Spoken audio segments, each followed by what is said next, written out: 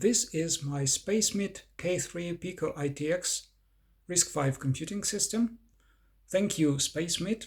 Thank you very much for providing me with this excellent opportunity to port HFI BIOS, QSOE, and many other interesting things.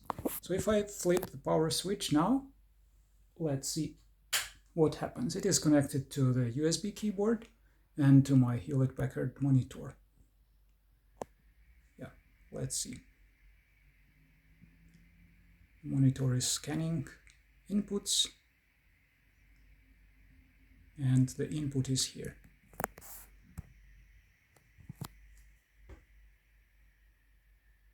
This is HFI BIOS version 1.3 for SpacemiT K3,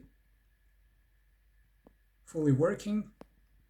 As can be seen, press del to run setup. System information is displayed. It is based on U-boot 202604 and OpenSBI, and the first stage of U-boot is from the vendor. So what happens if we press del? Then the HFI BIOS system configuration editor is running. Standard settings, the date and time. The time is kept in the UTC format, of course. The advanced settings, so one can, for example, enable or disable EFI GUP support, text mode EFI console, and some other features which are described in the manual. PC health status also works with the temperatures from the sensor or sensors and the fan speed. So this is particularly useful feature because if somebody forgets and goes away with this BIOS running, then it is better that the fan is rotating and cooling down the system, so it is not becoming very hot. System information is displayed, so 8X100 cores and 8A100 cores. Memory, PicoITX board, the serial number, PCI devices. Firmware version, all the information about the version. Boot order select. We can select the disk from which we will be booting, SCSI, USB, and NVMe. My board doesn't currently have an NVMe, but booting from SCSI, also known as UFS on this board, is of course fully supported.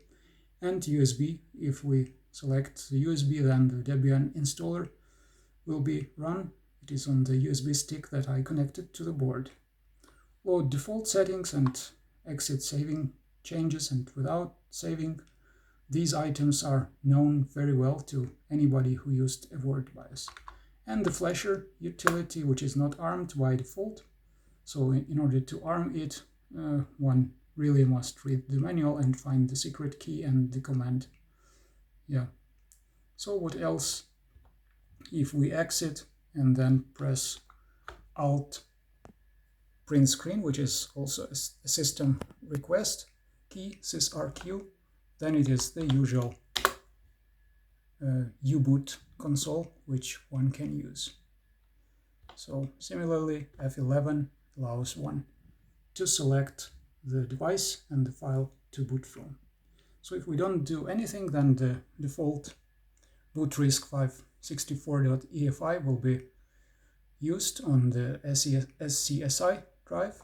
So if we exit and wait 5 seconds, then my Mr. BML loader, which is the fork of grub, will be running. And if we select Bianbu Linux, then in a couple of minutes it is up and running.